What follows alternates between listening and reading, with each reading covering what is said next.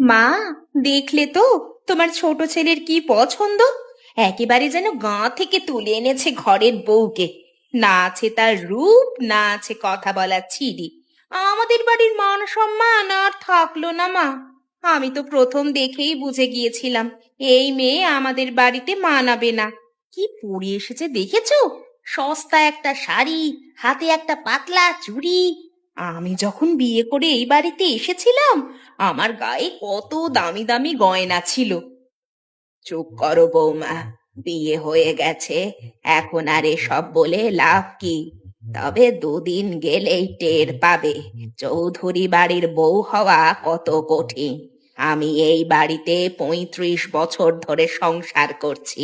আমিও দেখবো এই মেয়ে কতদিন পারে এই সংসারে থাকতে।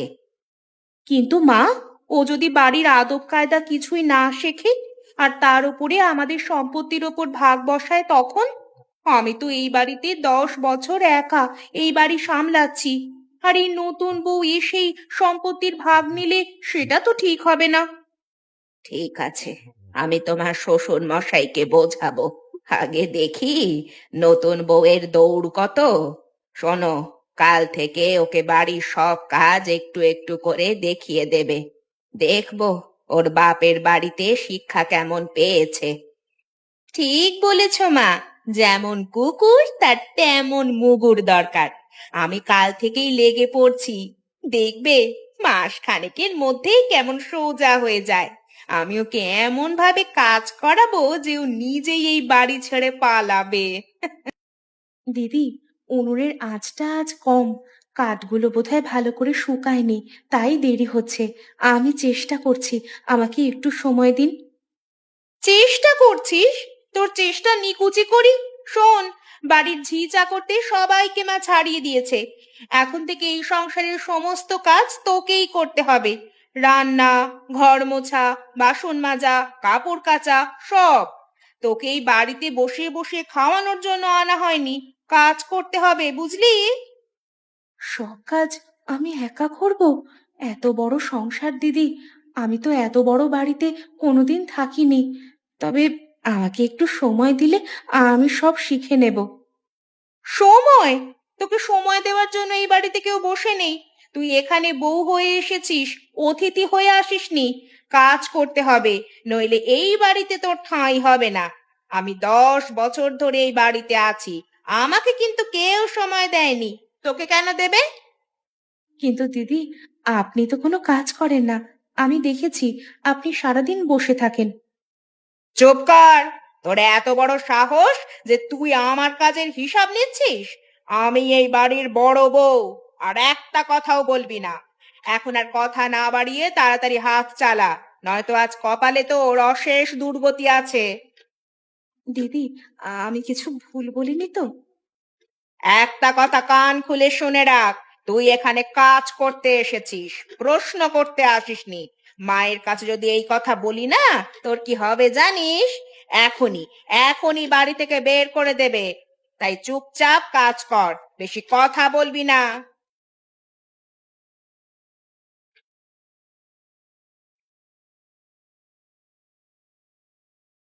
কি হয়েছে মীরা? তোমার মুখটা এমন শুকনো লাগছে কেন? শরীর খারাপ? নাকি তুমি কি সারাদিন কিছু খাওনি? তোমাকে দেখে মনে হচ্ছে খুব ক্লান্ত। কিছু না গো, এমনি সারাদিন অনেক কাজ ছিল তো তাই। তুমি চিন্তা করো না, আমি ঠিক আছি। মীরা, আমাকে সত্যি কথা বলো, তুমি ঠিক নেই, আমি দেখতে পাচ্ছি। তোমার চোখের নিচে কালি পড়ে গেছে। আমি তো বললাম কিছু হয়নি। আমি তো সবই দেখছি মীরা। মা আর বড় বৌদি তোমাকে দিয়ে যা করাচ্ছে তা অন্যায় হচ্ছে আমি জানি। বাড়ির সব ঝি চাকরদের ছাড়িয়ে দিয়ে সমস্ত বোঝা তোমার উপর চাপিয়ে দিয়েছে। আমি জানি তুমি সকাল থেকে রাত পর্যন্ত কাজ করছো। তুমি যদি সবই বোঝো তবে কিছু বলো না কেন? আমি আর কি বলবো? মায়ের মুখের উপর কথা বলতে পারি না। ছোটবেলা থেকে মা এই সংসার সামলে এসেছে। আমি কিছু বলতে গেলেই বাড়ি মাথায় তুলবে। তুমি আর কিছুদিন সহ্য করো, আমি ঠিক একটা উপায় বের করব। আমি চেষ্টা করছি, বিশ্বাস করো। তুমি চেষ্টা করছো? কিসের চেষ্টা? আমি প্রতিদিন অপমান সহ্য করছি, আর তুমি চেষ্টা করছো? মীরা, তুমি বুঝতে পারছো না। মা খুব জেদি মানুষ। তাকে সরাসরি কিছু বললে উল্টো তোমার উপরেই বেশি রাগ করবে। আমাকে একটু সময় দাও, আমি ধীরে ধীরে মাকে বোঝাবো। আর কতদিন, আর কতদিন? আমার শরীর যে আর দিচ্ছে না, মনে হচ্ছে আমি আর বেশি দিন বাঁচবো না। আমি ভেবেছিলাম বিয়ের পর তুমি আমার পাশে থাকবে, কিন্তু তুমিও তো আমার পাশে দাঁড়াচ্ছ না। আমাকে তুমি একা করে দিয়েছো। দেখো, এমন কথা বলো না। আমি তোমাকে ভালোবাসি, কিন্তু আমি সত্যি অসহায়। বাবা এবং মায়ের সামনে কিছু বলতে পারি না। এ বাড়িতে মায়ের কথাই শেষ কথা। তাহলে তুমি কি সারা জীবন এভাবেই চুপ করে থাকবে? আমি কি সারা জীবন এভাবেই কষ্ট পাবো?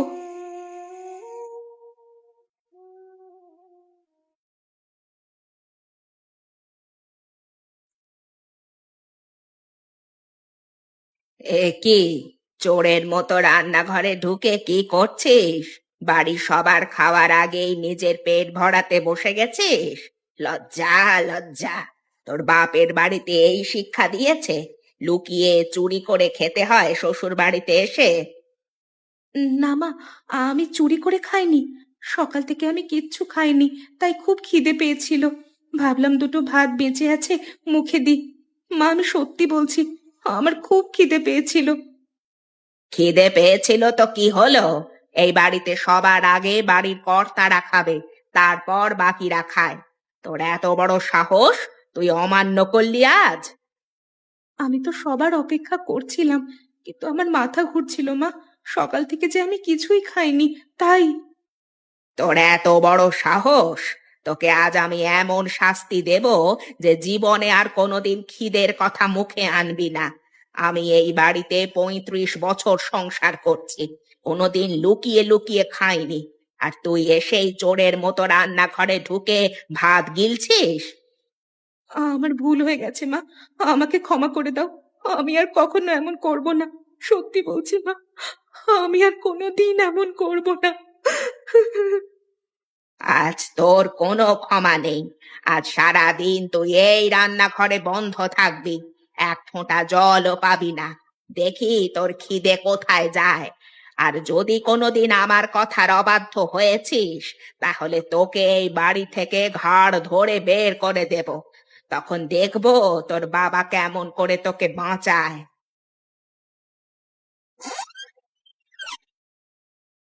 মা, মা, আমাকে বন্ধ করে রাখবেন না।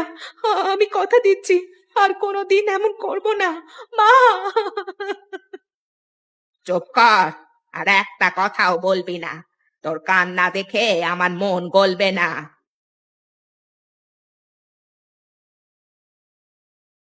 এ কি বড় বৌমা, আমার চন্দ্রহারটা খুঁজে পাচ্ছি না গো। কাল রাতেও তো এখানেই রেখেছিলাম, কোথায় গেল বলো তো? আমার স্পষ্ট মনে আছে কালকে সন্ধ্যায় এই বাক্সেই রেখেছিলাম। সে কি মা, অত দামি একটা হার কোথায় যাবে? ভালো করে দেখুন, হয়তো অন্য কোথাও রেখেছেন। ভালো করে খুঁজে দেখুন। না, না, আমি এখানেই রেখেছিলাম। আমার বেশ মনে আছে। বাড়িতে তো আমরা কজন ছাড়া আর কেউই নেই। তাহলে হারটা গেল কোথায়? এই হারটা আমার শাশুড়ি মায়ের ছিল। মা, একটা কথা বলবো, কিছু মনে করবেন না তো? আমি জানি না বলাটা ঠিক হবে কিনা, কিন্তু যেটা মনে হচ্ছে সেটাই হয়তো হয়েছে মা। কি কথা বলো, কি মনে হচ্ছে তোমার? ছোট বউ তো আজকাল তোমার ঘরে প্রায়ই আসে ঘর গোছানোর জন্য। ওর বাপের বাড়ির অবস্থাও তো ভালো নয়। হঠাৎ করে যদি লোভ আসে ওর মনে, মানে, আমার কিন্তু মনে হচ্ছে যদি কিছু হয়ে থাকে তাহলে সব ছোট বউই করেছে। তুমি বলতে চাইছো ও হারটা চুরি করেছে? সত্যিই কি এমন হতে পারে? অভাব মানুষকে দিয়ে কি না করায় মা, তুমি একবার ওকে জিজ্ঞেস করে দেখতে পারো। ওর তো আবার হাবাগোবা স্বভাব, কি জানি, হয়তো কোথাও রেখে ভুলে গেছে, আবার হয়তো ইচ্ছে করেও করে থাকতে পারে।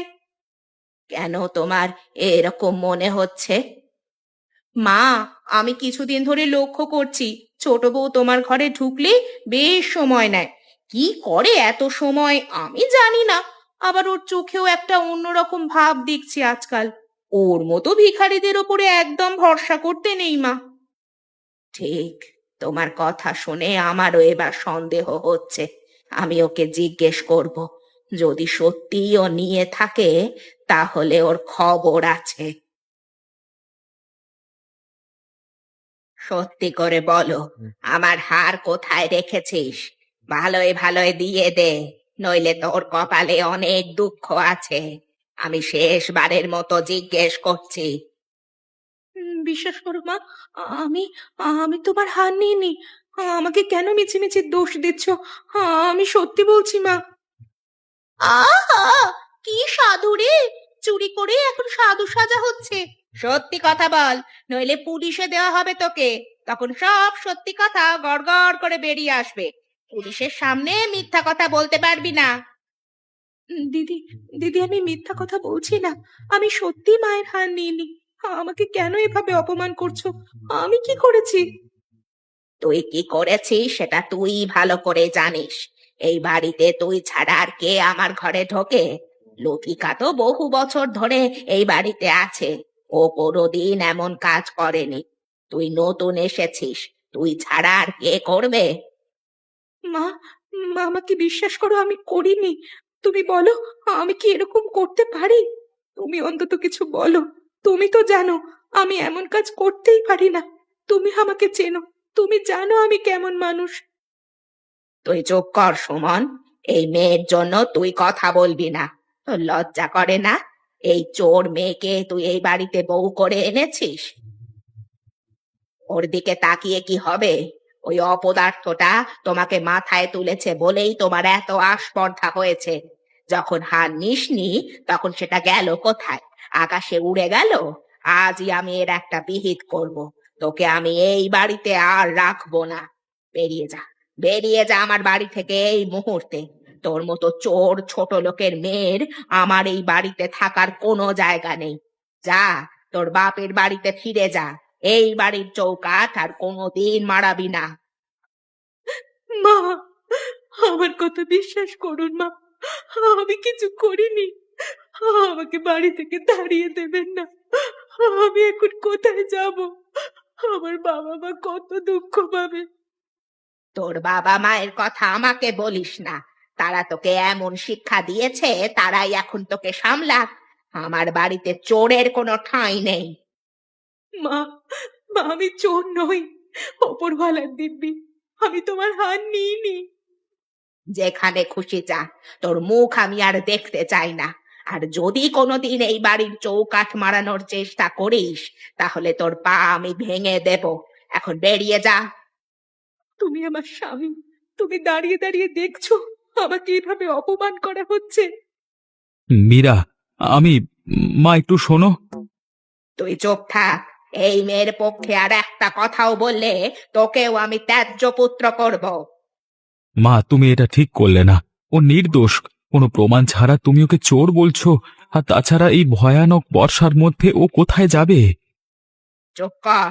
একটা মেয়ের জন্য মায়ের মুখের ওপর কথা বলবি না। তোর জন্যই, তোর জন্যই ওর এতবার বেড়েছে। ওই অলক্ষী বিদায় হলে বাড়িটা বাঁচবে।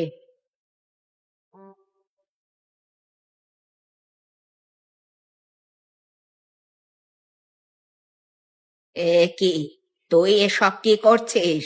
এত রাতে ব্যাগ গোছাচ্ছিস কেন? কোথায় যাবি? আমি এই বাড়িতে আর থাকবো না মা। আমি সিদ্ধান্ত নিয়ে ফেলেছি। থাকবি না মানে? কোথায় যাবি? ওই অলক্ষী মেয়েটার জন্য তুই আমাকে ছেড়ে চলে যাবি নাকি? ভুলে যাস না যে আমি তোর মা। আর তুই একটা মেয়ের জন্য আমাকে ছেড়ে দিবি? তুমি আমার মা, এটা সত্যি। কিন্তু তুমি একজন নিরপরাধ মেয়ের জীবনটাও নষ্ট করে দিয়েছ।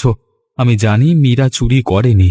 বড় বৌদি তোমাকে ভুল বুঝিয়েছে, আর তুমিও সেটা বিশ্বাস করেছ। আমি আমার স্ত্রীকে একা ছাড়তে পারি না। আমি এতদিন ভুল করেছি, আর করব না। তুই বলতে চাইছিস আমি ভুল করেছি? আমি তোর মা। আর লতিকা এই বাড়িতে 10 বছর ধরে আছে। ও কেন আমাকে ভুল বোঝাবে?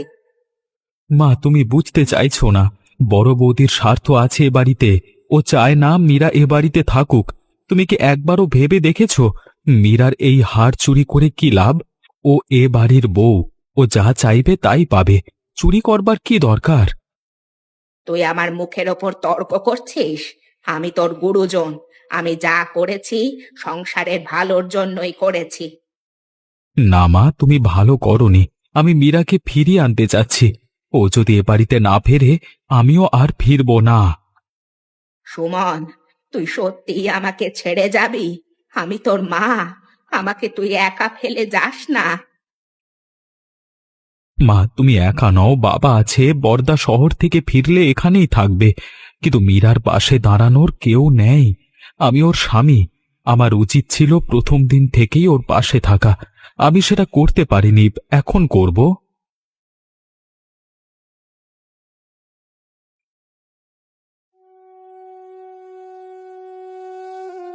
মীরা, আমি এসেছি। আবার কোনো নতুন অপবাদ দিতে এসেছো তুমি, নাকি এসেছো নতুন কোনো শাস্তি দিতে? তোমার মা কি আবার নতুন করে কিছু হারিয়েছেন, আর তার দায় নিতে হবে আমাকে? মীরা, এভাবে বলো না। আমি তোমার কাছে ক্ষমা চাইতে এসেছি। ক্ষমা? সেদিন যখন তোমার মা আমাকে চোর বলে গালি দিচ্ছিল, তুমি কোথায় ছিলে? যখন আমাকে বাড়ি থেকে বের করে দিল, তুমি তো চুপ করে দাঁড়িয়েছিলে।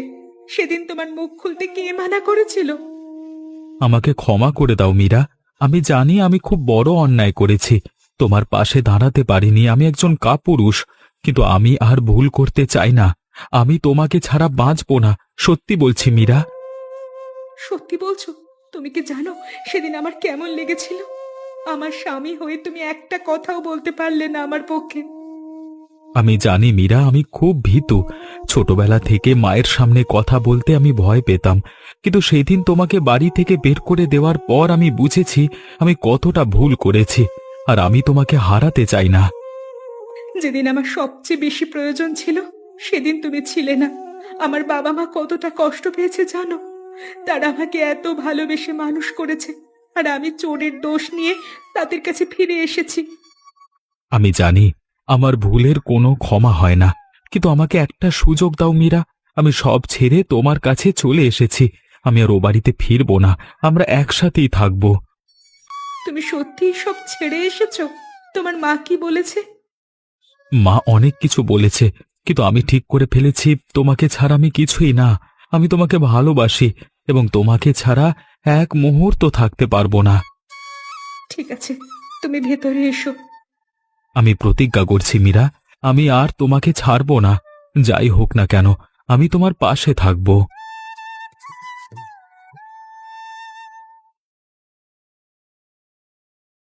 হ্যাঁ উকিল বাবু, আমি তো সেটাই বলছি। আমার শ্বশুর মশাইয়ের শরীর ভালো না। এই সুযোগে যদি সব সম্পত্তি আমার আর আমার স্বামীর নামে লিখিয়ে নেওয়া যায়, তাহলে খুব ভালো হবে। কারণ সুমন তো বাড়ি ছেড়েই চলে গেছে। মা এখন একা। ওনাকে বোঝানো কোনো ব্যাপারই না আমার পক্ষে। আমাকে বিশ্বাস করে বুড়ি, আর সেজন্যই বোকা বুড়ো মানুষকে বললেই রাজি হয়ে যাবে। আপনি শুধু কাগজপত্রগুলো তৈরি রাখুন, আমি কালই আবার আপনার সঙ্গে দেখা করব। সব ঠিকঠাক হয়ে গেলে আপনাকে মোটা অঙ্ক দেব।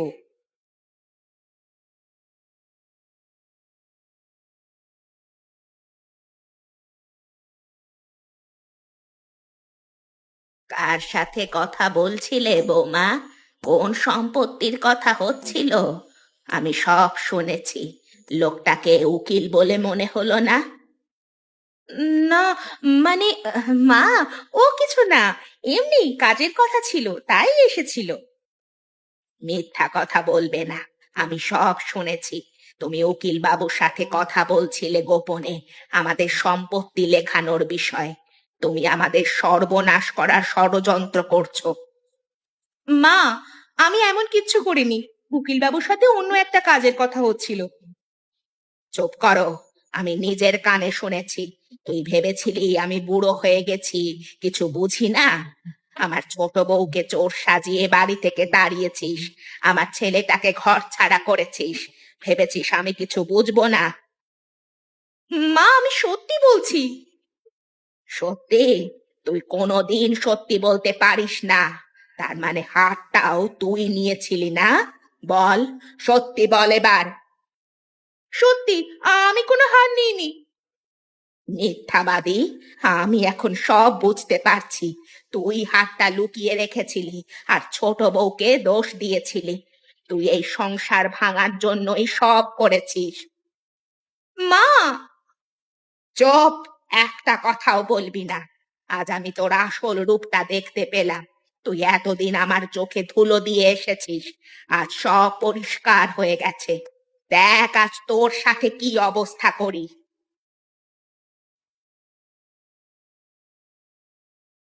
বেরিয়ে যা আমার বাড়ি থেকে। তোর মতো লোভী ষড়যন্ত্রী মেয়ের আমার বাড়িতে কোনো স্থান নেই। মা, আপনি আমাকে বাড়ি থেকে বের করে দিতে পারেন না। এই বাড়ির ওপর আমারও অধিকার আছে। তাই এই বাড়িতে তোর কোনো জায়গা হবে না। আজ আমি আমার ভুল বুঝতে পেরেছি। মা, মা, আমার ভুল হয়ে গেছে, আমাকে একটা সুযোগ দিন। তোর মতো শয়তানকে আমি আর এক মুহূর্ত এই বাড়িতে রাখবো না। বেরিয়ে যা, বেরিয়ে যা এখনই। শান্ত হও। যা হওয়ার তা হয়ে গেছে। এবার নিজের ভুলটা শুধরে নাও। ছোট ছেলে আর বৌমাকে ফিরিয়ে আনো। ওরা নিরপরাধ ছিল, তাদের সাথে অন্যায় হয়েছে। তুমি ঠিক বলেছ, আমি ভুল করেছি। সেই ভুল আমাকেই শোধরাতে হবে। তুমি এক্ষুনি চলে যাও এখান থেকে।